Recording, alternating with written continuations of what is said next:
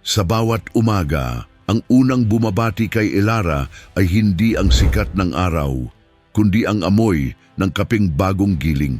Siya si Elara, 24 na taong gulang, pero ang kanyang mga mata, kung iyong tinitingnan, ay may kwento ng isang taong mas matanda pa sa kanyang edad. Ang buhay niya ay isang walang katapusang pagsisikap. Sa umaga, isa siyang barista sa isang maliit na coffee shop.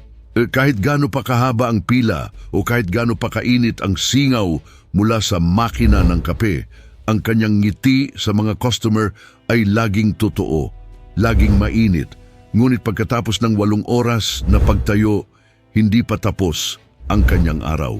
Pagsapit ng gabi, ang kanyang maliit na kwarto ay nagiging isang munting bodega. Dito siya ay nagiging isang online seller. Mag-isa niyang binabalot ang mga damit, maingat na isinusulat ang mga pangalan at hinahabol ang huling biyahe ng courier. Bawat benta, bawat sentimo ay may pinaglalaanan. Ang lahat ng pagod na ito ay may isang pangalan, Leo, ang kanyang nakababatang kapatid. 16 na taong gulang, ngunit may malubhang sakit sa puso. Ang mga gamot niya, libo-libo ang halaga bawat linggo. Isang halagang katumbas na halos ng buong sahod ni Elara. Kaya kailangan niyang magkayod, kailangan niyang lumaban. Ang kanyang mundo ay kasing liit ng kanilang inuupahang kwarto sa isang lumang apartment sa Maynila.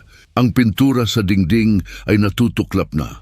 Ang bubong, sa tuwing bumubuhos ang ulan, ay may mga tul. Kaya't ang sahig nila ay laging may mga nakahandang balde at planggana. Pero para kay Elara, ang kwartong iyon ay isang palasyo. Ito ang kanilang kanlungan, ang kanilang tahanan. Ang tanging pangarap niya ay simple lang naman, ang makita si Leo na muling nakakatakbo, nakakapaglaro ng basketball nang walang inaalalang sakit sa dibdib, ang marinig muli ang malakas niyang halakhak. Leo, ang pangarap na iyon ang nagbibigay sa kanya ng lakas, kaya naman sa kabila ng hirap, hindi mo siya makikitang nakasimangot. Ang kanyang uniforme ay luma na, pero laging malinis at plantsado. Ang kanyang buhok ay laging nakatali ng maayos.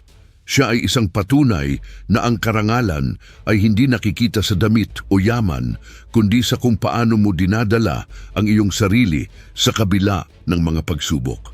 Si Elara, pagod man ang katawan, pero ang kanyang puso ay hindi kailanman napapagod magmahal. Isang pusong hindi sumusuko at isang pusong malapit ng baguhin ng tadhana. Sa kabilang dulo ng syudad, sa isang mundong gawa sa salamin at bakal, naroon naman si Adrian. Kung ang mundo ni Elara ay amoy kape at pag-asa, ang mundo ni Adrian ay amoy ng mamahaling pabango at kapangyarihan. Siya ang CEO ng isa sa pinakamalaking kumpanya sa bansa. Ang kanyang opisina nasa tuktok ng pinakamatayog na gusali, kung saan tanaw niya ang buong Maynila. Ang kanyang buhay ay perpekto.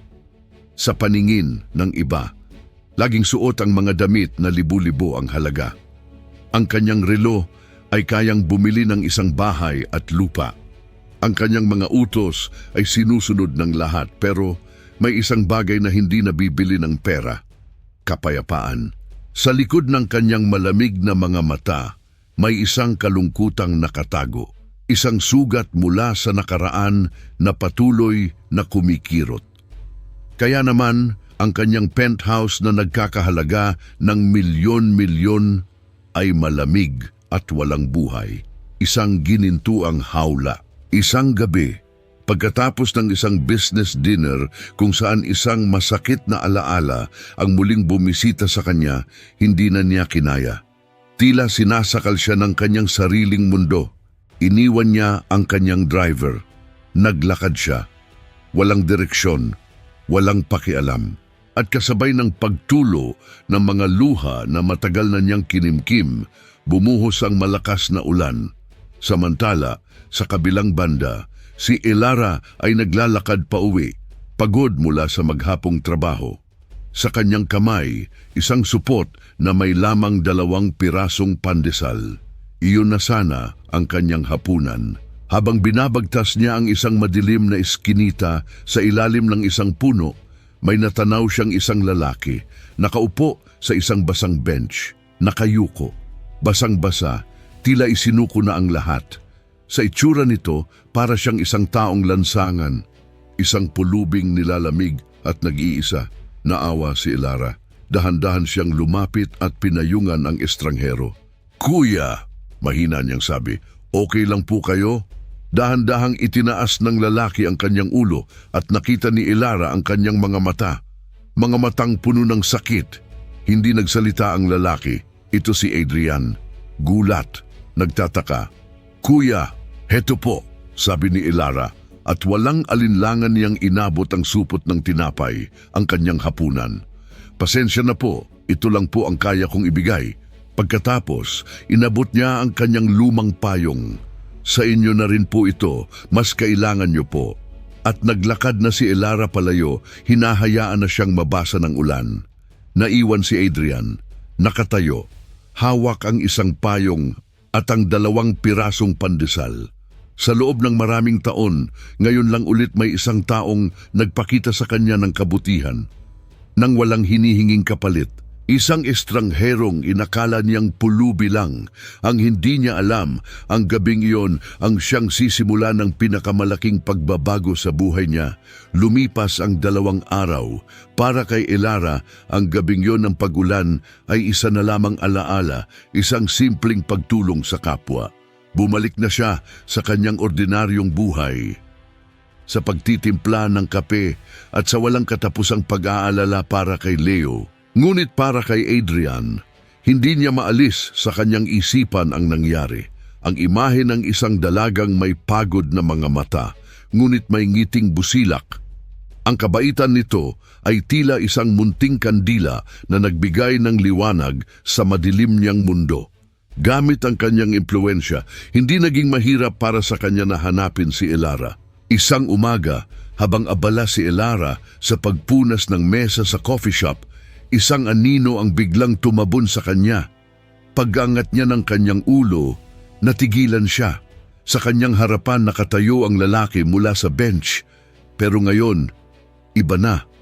Wala na ang gusot na damit at basang buhok. Ang nasa harap niya ay isang lalaking makisig, matangkad, at suot ang isang damit na mas mahal pa yata sa 6 na buwan niyang sahod. Ang aura nito, puno ng kapangyarihan. "Ikaw," bulong ni Elara, hindi makapaniwala. "Miss," sabi ni Adrian, ang kanyang boses ay kalmado ngunit may bigat. "Gusto kong magpasalamat." Inilapag niya sa mesa ang isang bago at mamahaling payong. At sa tabi nito, isang makapal na sobrang puti. Bayad para sa tinapay at sa abala. Tumingin si Elara sa sobre. Alam niyang pera ang laman noon. Marahil ay malaking halaga. Pero umiling siya. Dahan-dahan niyang itinulak pabalik ang sobre. "Naku sir, hindi po kailangan," sabi niya ng may sinserong ngiti. "Ibinigay ko po iyon ng bukal sa aking puso. Wala po akong hinihintay na kapalit." Muling nagulat si Adrian. Sa mundo niya, lahat ng tao ay may presyo, lahat ay may kailangan. Ngunit ang babaeng ito, tumanggi sa pera. Dahil dito mas lalo siyang humanga at mas lalo siyang naging determinado. "Kung ganoon," sabi ni Adrian, "mayroon akong ibang alok sa iyo, isang trabaho." Napakunot ang noo ni Elara. "Trabaho po? Kailangan ko ng isang personal assistant para sa isang special project," paliwanag ni Adrian habang diretsyong nakatingin sa mga mata ni Elara. "Pero, bakit po ako? Isa lang po akong barista," naguguluhang tanong ni Elara. "Dahil sa ginawa mo nung gabing iyon," seryosong sagot ni Adrian. "Nagpakita ka ng kabaitan sa isang taong inaakala mong wala na ang lahat. Iyon ang klase ng katangian na hindi nabibili ng pera. At iyon ang kailangan ko." Inalok ni Adrian ng isang sweldo na 10 beses na mas malaki sa kinikita ni Elara. Isang halaga na hindi lang sasapat, kundi susobra pa para sa operasyon at mga gamot ni Leo. Biglang tumibok ng mabilis ang puso ni Elara. Ito na ba iyon? Ito na ba ang sagot sa kanyang mga panalangin? Kahit may takot at pag-aalinlangan sa kanyang dibdib, ang pagmamahal niya para sa kanyang kapatid ang nanaig. Huminga siya ng malalim at tinanggap ang alok. Ang unang araw ni Elara sa kanyang bagong trabaho ay parang panaginip. Hindi na amoy kape ang kanyang paligid, kundi ang pinong halimuyak ng mga bulaklak at ang mabangong amoy ng mamahaling mga pader. Sumakay siya sa isang sasakyang hindi niya kailanman naisip na masasakyan. Isang kotse na kasing laki ng kanyang buong kwarto. Sa bawat paghakbang niya sa labas ng kotseng iyon, pakiramdam niya ay nasa ibang planeta siya. Ang mga gusali ay matatayog, ang mga tao ay nakasuot ng magagarang damit at ang lahat ay tila kumikinang. Nahihirapan siyang huminga. Pakiramdam niya, mali ang lugar niya dito. Makinig ka lang sa akin, ang mga salita ni Adrian ang tanging pumukaw sa kanya mula sa kanyang pagkagulat. Ang kanyang trabaho pala ay kakaiba. Hindi siya naglilinis, hindi siya nagluluto. Ang kailangan lang ni Adrian sa kanya ay ang kanyang simpleng presensya. Sinamahan niya si Adrian sa mga lugar na puro mga malalaking gusali na puno ng mga painting na hindi niya maintindihan. Napunta sila sa isang hardin kung saan ang mga bulaklak ay iba't iba ang kulay at hugis. Naglakad sila sa mga lumang kalye ng Intramuros kung saan ang mga pader ay tila may kwento ng napakaraming taon. Sa bawat paglalakbay, si Adrian ay tahimik na nagmamasid. Hindi sa mga lugar na pinupuntahan nila, kundi kay Elara. Nakikita niya kung paano mamangha ang mga mata nito sa isang simpleng bulaklak, kung paano ito mapapangiti ng isang matandang nagtitinda ng sampagita, kung paano nito mararamdaman ang bawat detalye ng isang lumang pader. Si Elara, sa pamamagitan ng mga mata ni Adrian, ay natututong makita ang mundo sa ibang paraan. Ang mga bagay na dati niyang hindi napapansin, ngayon ay nakikita niya ang ganda. Ang mga ito ay hindi lang mga painting o mga bulaklak. Sila ay mga kwento, sila ay mga piraso ng buhay at sa isang pagkakataon, habang nasa isang tahimik na sulok sila sa isang art gallery, napansin ni Elara ang hawak na sketchpad ni Adrian. Nagulat siya nang makita ang mga guhit nito. Hindi lang basta guhit, may buhay, may damdamin. "Sir, magaling po pala kayong mag-drawing," sabi ni Elara. Ang kanyang tinig ay puno ng pagkamangha. Dahan-dahang isinara ni Adrian ang kanyang sketchpad. Isang libangan lang ang kanyang sagot, ngunit hindi maitago ang bahagyang pagbabago sa kanyang tono. "Hindi po," sabi ni Elara, hindi napigilan ang sarili. "May buhay po ang mga guhit ninyo. Parang nagsasalita sila." Sa mga sandaling iyon, sa pagitan ng dalawang taong nagmula sa magkaibang mundo, isang bagong uri ng pagkakakilanlan ang nagsimulang mabuo. Hindi na sila isang bilyonaryo at isang simpleng barista. Sila ay dalawang tao na natututong magkakilala at magkasundo. Ang unang pagkailang ni Elara ay unti-unting napalitan ng kuryosidad, at sa kaibuturan ng puso ni Adrian, ang lamig ay nagsimulang matunaw sa pamamagitan ng simpleng presensya ng isang babaeng tulad ni Elara. Sa bawat paglalakbay nila, sa bawat paglalakad sa mga mataong lugar, napapansin ni Adrian ang isang detalye sa kasuotan ni Elara. Ang kanyang sapatos, luma na ito, sira na ang tapak. Halos bawat hakbang nito ay tila may kasamang pakiusap ng pagod. Sa mundong kinagisnan ni Adrian, ang mga sapatos ay simbolo lamang ng estado. Ngunit sa kanyang pananaw kay Elara, ang mga sapatos na iyon ay saksi sa bawat pagod, sa bawat pagpupursige ng dalagang ito. Kaya isang araw, nang hindi nagsasabi kay Elara, nagbigay siya ng utos sa kanyang assistant. Isang utos na hindi tungkol sa negosyo, kundi tungkol sa isang simpleng babaeng nagbigay sa kanya ng pag-asa. Kinabukasan, habang naghihintay si Elara sa labas ng coffee shop, isang delivery rider ang lumapit sa kanya. May dala itong isang kahon. Pagbukas niya nito, hindi siya makapaniwala. Isang pares ng bagong sapatos. Komportable, matibay at tila ginawa para sa kanyang mga paa. Kasama nito ang isang maliit na sulat para sa ating mga lalaki rin. Hindi niya alam kung paano magpasalamat. Ramdam niya ang init ng kabutihan sa likod ng simpleng regalong ito. Hindi na siya ang barista na may lumang sapatos. Sa kabilang banda, habang nagiging mas malapit sila, mas nagiging bukas din si Elara. Sa mga tahimik nilang sandali, habang nagpapahinga, nagsisimula na niyang ibahagi ang kanyang mga pangarap na matagal nang nakabaon. "Alam niyo po, sir," sabi niya isang araw, habang nakatingin sa isang painting sa gallery, "pangarap ko po sanang maging artist." Saglit na natigilan si Adrian. Hindi niya inakala na ang babaeng ito na tila nabubuhay lang para sa kanyang kapatid ay mayroon ding sariling mga pangarap. Pero kailangan pong unahin ang mga mas mahahalagang bagay, dagdag niya kasabay ng isang mapait na ngiti. Ang mga salitang iyon ay tumago sa puso ni Adrian. Nakita niya ang isang pangarap na isinantabi para sa pagmamahal. Isang alaala ng sakripisyo na nakita na niya noon sa sarili niyang buhay. Ang mga pader na itinayo ni Adrian sa kanyang sarili, ang mga pader na yari sa lamig at distansya ay nagsimulang magkaroon ng mga bitak. Bawat ngiti ni Elara, bawat simpleng pagbabahagi niya ng kanyang buhay ay tila isang munting martilyo na unti-unting nagpapaguho sa mga pader na iyon. At si Elara naman, sa kabila ng kanyang pagkamangha, sa mundong pinaglaanan niya ay nagsisimula ng maramdaman ang isang init. Isang init na nagmumula sa taong akala niya ay malamig at walang pakialam. Isang init na unti-unting nagpapalayas sa kanyang mga alinlangan. Isang gabi, ang mundo ni Elara ay muling nagbago. Hindi na ito ang tahimik na coffee shop o ang makulay na mundo ng mga painting.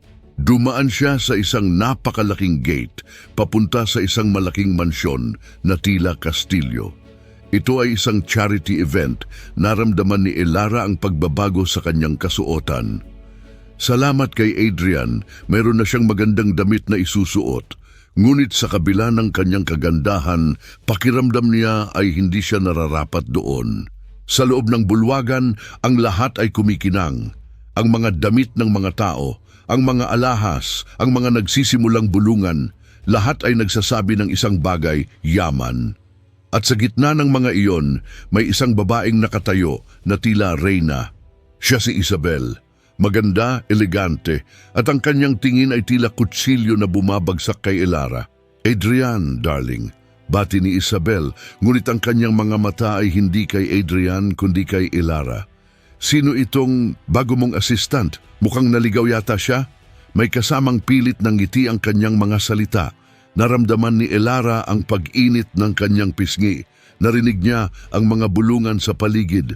Sino kaya yan? Mukhang hindi siya bagay kay Mr. Adrian. Baka naman gold digger lang. Ginayuma yata si Mr. CEO. Bawat salita ay tila isang batong ibinabato sa kanya. Napakaliit niya sa kanyang sarili. Naramdaman niya ang pagkalito at ang pagdududa. Tama ba ang ginagawa niya? Nararapat ba siya sa mundong ito? Tiningnan niya si Adrian. Nakatingin ito kay Isabel, ngunit hindi nagbabago ang ekspresyon ng kanyang mukha. Hindi ito nagsalita. Hindi ito nagtanggol sa kanya. Sa sandaling iyon, nakaramdam si Elara ng matinding kalungkutan. Ang akala niya ang kanilang pagiging malapit ay sapat na. Ngunit hindi pala. Sa harap ng mundo ni Adrian, isa lang siyang hamak na katulong. Napalayo siya sa gitna ng karamihan. Nagtago sa isang sulok kung saan hindi siya nakikita ng mga tao, kung saan ang mga bulungan ay hindi na umaabot sa kanya. Sa unang pagkakataon, naramdaman niya ang malaking agwat sa pagitan nila ni Adrian. Ang agwat na hindi kayang punan ng magagarang damit o ng isang mamahaling regalo. Ang agwat na dala ng estado sa buhay. Nagsimula siyang magduda. Ang init na nararamdaman niya mula kay Adrian, totoo nga ba? O isa lang ba siyang laruan para maaliw ang isang mayamang lalaki? Ang gabi na dapat ay puno ng saya at pagbibigayan ay naging gabi ng pagdududa at pagkaligaw para kay Elara. Ang mga mata ng tao ay tila nanunuot sa kanyang pagkatao at ang mga ito ay nagsasabi ng isang bagay na ayaw niyang marinig. Hindi ka dito nabibilang. Ang mundo ni Elara ay tila biglang tumigil. Ang bawat piraso ng pag-asa na kanyang pinaghirapan, ang bawat pangarap na kanyang inaalagaan, lahat ay tila guguho sa isang iglap. Isang hating gabi, habang natutulog si Leo sa tabi niya, bigla itong umubo ng malakas. Hirap na hirap itong huminga. Naramdaman ni Elara ang malamig na pawis sa noo ng kanyang kapatid. Leo, Leo, anak! Tawag ni Elara. Ang boses ay nanginginig na sa takot. Nang dalhin nila ito sa pinakamalapit na ospital, ang sabi ng doktor ay hindi maganda. Kailangan ng agarang operasyon, isang operasyon na napakamahal, milyon-milyong piso. Gumuho ang mundo ni Elara. Naiyak siya nang walang tigil. Paano? Paano niya haharapin ang ganito kalaking halaga? Alam niya, kahit pagbuhusan pa niya ng lahat ng kanyang kinikita, kahit ipagbenta pa niya lahat ng meron sila, hindi pa rin ito magiging sapat. Nasa hallway siya ng ospital, nakaupo sa malamig na sahig, humahagulgol. Ang telepono niya ay nasa tabi niya, nakasabit pa ang tawag mula sa doktor kanina. Hindi niya alam kung ano ang gagawin, sino ang lalapitan, sino ang hihingan ng tulong. Sa kabilang dako, si Adrian. Nakauwi na siya, ngunit hindi niya maalis sa isip ang pangamba na nararamdaman ni Elara. Sa isang hindi maipaliwanag na dahilan, nakaramdam siya ng pag-aalala. Sa kanyang pagkakaisip, napansin niya ang naka-on na telepono ni Elara sa mesa, nakasabit pa ang isang tawag mula sa ospital. Hindi niya napigilan ang sarili, sinagot niya ito. Narinig niya ang mga salita ng doktor. Narinig niya ang pagtangis ni Elara sa background. Agad niyang ibinaba ang tawag, walang salita. Walang pag-aalinlangan. Alam niya kung ano ang kailangan niyang gawin. Gamit ang kanyang mga koneksyon, ginawa niya ang lahat. Gumawa siya ng mga tawag, pinakilos ang kanyang mga tauhan. Kailangang mailipat si Leo sa pinakamagandang ospital. Kailangang maoperahan agad. At higit sa lahat, kailangang sagutin ang lahat ng gastusin kinabukasan. Habang nag-aalala pa rin si Elara sa hallway, lumapit sa kanya ang doktor, tila may dalang magandang balita. Miss Elara, sabi ng doktor na may kasamang pagkamangha sa boses, mabuting balita. Si Leo, nailipat na natin siya sa pinakamahusay na ospital sa buong bansa. At ang lahat ng gastusin, ang operasyon, ang mga gamot, nabayaran na po. Napatitig si Elara sa doktor. Paano po? Sino po? Tanong niya, halo ang pagtataka at hindi makapaniwalang pag-asa. Isang anonymous benefactor po ang sumagot sa lahat, sabi ng doktor. Walang nagpakilalang pangalan. Alam ni Elara kung sino ito. Sa gitna ng kanyang pagluha, may halong pasasalamat at pagkalito. Isang bagay ang sigurado siya. Ang lalaking akala niya ay malamig at malayo sa kanya, ay ang siyang nagligtas sa kanyang kapatid. Ang gabing iyon ng takot ay napalitan ng isang himalang may pangalang Adrian. Pagkalipas ng ilang araw, nang masigurado ni Elara na ligtas na si Leo at nasa maayos na kalagayan, hindi na niya napigilan ang sarili. Alam niyang si Adrian ang nasa likod ng lahat ng tulong na ito. Ang pag-aalinlangan na nararamdaman niya ay nagsimulang mabawasan at napalitan ng matinding pasasalamat at pagkalito. Kailangan niyang malaman, kailangan niyang maramdaman ang katapatan. Kaya naglakas loob siyang pumunta sa malaking gusali ni Adrian. Ngayon, hindi na siya nahihiya, hindi na siya natatakot. Ang pagmamahal niya para kay Leo ang nagbibigay sa kanya ng tapang. Nang makaharap niya si Adrian, hindi na ang dating Elara ang nasa harap niya. May bagong tapang sa kanyang mga mata. Sir, simula niya, ang kanyang boses ay matatag kahit bahagyang nanginginig. Alam ko po na kayo ang tumulong sa amin. Alam ko po na kayo ang nagbayad para sa operasyon ni Leo. Tinitigan siya ni Adrian. Nakita niya ang determinasyon sa kanyang mga mata. Walang yabang, walang pagmamalaki, kundi ang sinserong pagkilala. Hindi po kasama sa ating kasunduan ang ganito kalaking tulong, patuloy ni Elara. Hindi po tayo magkaano-ano, pero bakit niyo po ito ginawa? Ang tanong na ito ay nagmumula sa pinakabuod ng kanyang puso. May isang sandali ng katahimikan. Tila nag-iisip si Adrian kung paano niya sasagutin, hindi ang karaniwang malamig at propesyonal na sagot, kundi ang sagot na mula sa kanyang puso. Dahil nagsimula si Adrian, ang kanyang mga mata ay bahagyang lumabo. Dahil alam ko ang pakiramdam ng posibleng mawalan ng isang taong mahalaga sa iyo, Elara. Ang mga salitang iyon tumagos sa puso ni Elara. Sa kauna-unahang pagkakataon, nakita niya ang tunay na Adrian. Hindi ang bilyonaryong CEO, kundi isang tao na nakaranas din ng matinding kalungkutan at pagkawala. Isang taong nakakaunawa sa kanyang nararamdaman. Nais ko lang na malaman mong hindi mo mararanasan ang sakit na iyon kung kaya ko namang pigilan, dagdag pa ni Adrian. Ang kanyang boses ay puno ng emosyon. Ramdam ni Elara ang sinseridad. Nakita niya ang pader na unti-unting bumabagsak sa paligid ni Adrian. Dahil sa pagiging tapat nito, mas naging matatag ang kanyang loob. Nais niyang malaman ang higit pa. Sir, sabi ni Elara, kung hindi po problema sa inyo, pwede ko po bang malaman ang tunay na dahilan kung bakit niyo ginagawa ang special project na ito? Bakit kailangan niyo ako sa tabi niyo? Isang malalim na paghinga ang pinakawalan ni Adrian. Tila ito na ang tamang panahon, ang tamang pagkakataon para ibahagi ang kanyang pinakamalalim na lihim. Halika, Elara, sabi ni Adrian. Tumayo at inabot ang kamay ni Elara. May gusto akong ipakita sa iyo, isang lugar na hindi ko pa napupuntahan ni Numan.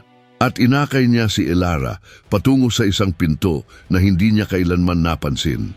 Isang pinto na tila bumubukas tungo sa pinakamalalim na sikreto ng kanyang buhay.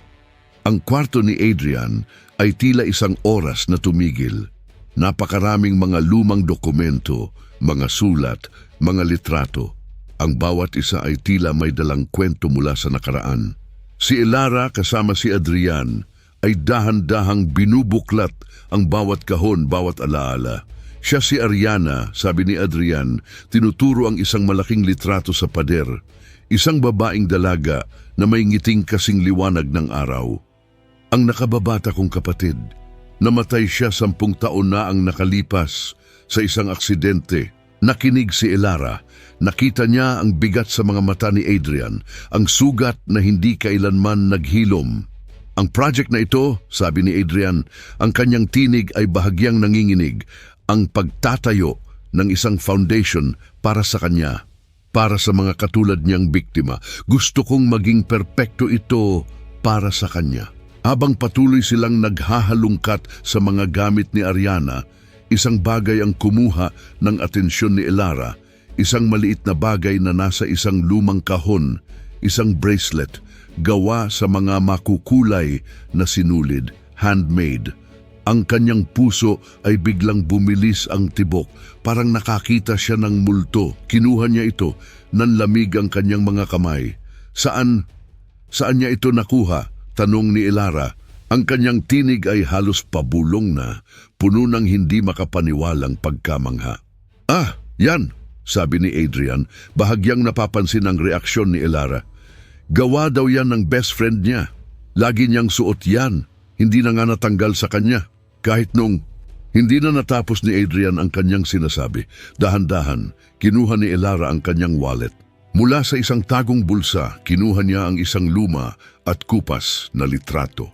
Isang litrato ng isang mas batang Leo sa tabi nito. Isang babaeng kamukhang-kamukha niya.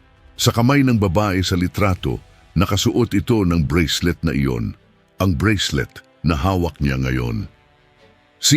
Si Ate Lia, bulong ni Elara, habang nagsisimulang tumulo ang kanyang mga luha.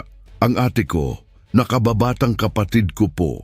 Gawa ni Leo yan. Pareho sila ng paboritong bracelet. Nagulat si Adrian. Tiningnan niya ang litrato, tiningnan niya ang bracelet sa kamay ni Elara, tiningnan niya ang bracelet na hawak niya. Mga piraso ng kwento ang nagsimulang magkadugtong sa kanyang isipan. Ang petsa ng aksidente ni Ariana, ang lugar. Ang sabi ng mga pulis noon, may kasama raw si Ariana, ngunit hindi agad nakilala ang pagkakakilanlan nito. Ang halos pabulong na tanong ni Adria. Ang kanyang mga mata ay dilat sa pagkamangha. Siya ba ang kasama ni Ariana noong gabing iyon? Tumango si Elara, hindi na napigilan ang pag-agos ng kanyang mga luha. Magkasama sila sa lahat ng bagay, best friends sila at magkasama rin sila na wala. Sa sandaling iyon, ang katahimikan sa kwarto ay bumigat. Ang mga piraso ng nakaraan ay nagkadugtong-dugtong. Ang aksidente, ang dalawang dalagita, ang pagkawala. Hindi ito pagkakataon, hindi ito tsamba.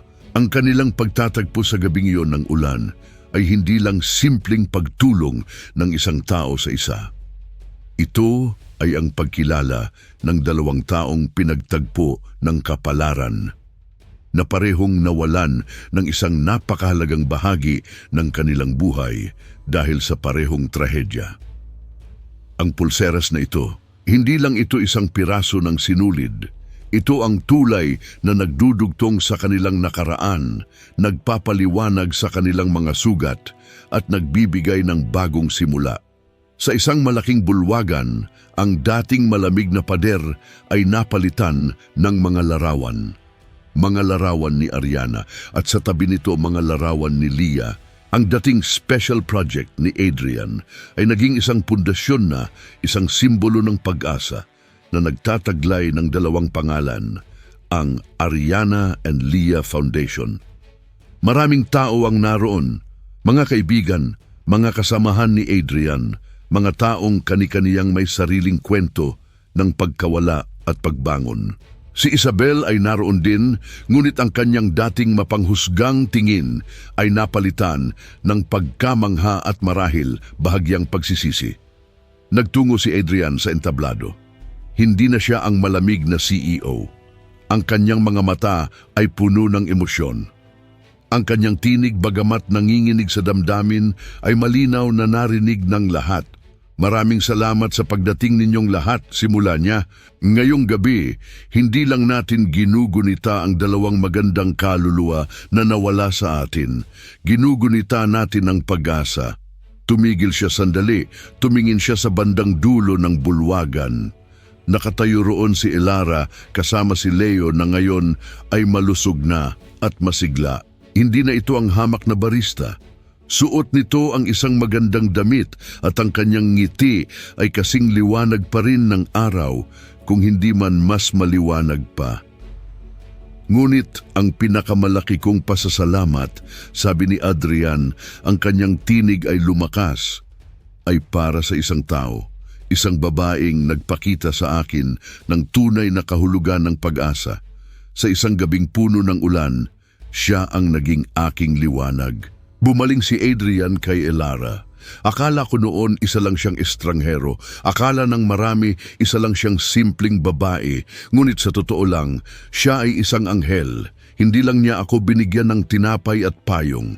Binigyan niya ako ng dahilan para mabuhay muli. Binigyan niya ako ng pag-asa. Tinulungan niya akong mahanap ang daan pabalik. Hindi lang sa aking nakaraan, kundi pabalik sa aking sarili. Bahagyang yumuko si Adrian kay Elara, isang kilos na hindi pa niya nagawa noon sa publiko. Elara, ang sabi niya, salamat. Hindi napigilan ni Elara ang kanyang mga luha. Ngunit hindi ito luha ng kalungkutan. Luha ito ng saya, ng pasasalamat, ng pagmamahal. Tumayo siya at sa tulong ng kaibigan niyang si Leo, naglakad patungo kay Adrian. Ang wakas ng kanilang kwento ay hindi pagtatapos ng lahat. Ito ay isang bagong simula. Sa isang burol kung saan tanaw ang papalubog na araw, nakatayo sina Adrian at Elara. Magkahawak ang kanilang mga kamay. Ang kanilang mga mundo ay nagtagpo. Si Leo, na nakangiti at malusog ay masayang nagpapalipad ng saranggula sa kanilang tabi. Si Elara, sa tulong ni Adrian, ay natupad ang kanyang pangarap. Nag-aaral na siya ngayon ng fine arts, pinipinta ang mga kwento ng pag-asa. At si Adrian, hindi na ang malamig at malayo na bilyonaryo. Natuto na siyang ngumiti, natuto na siyang tumawa, higit sa lahat, natuto na siyang magmahal muli. Ang kanilang kwento ay isang paalala na sa bawat hirap, sa bawat pagsubok, laging mayroong pag-asa. Ang isang simpleng gawa ng kabutihan ay maaaring magbago ng lahat, at na ang tadhana sa mga pinakamapagbigay nitong paraan ay laging may paraan para pagtagpuin ang mga pusong dapat ay magkasama. Ang akala ni Elara, pulubi lang ang tinulungan niya.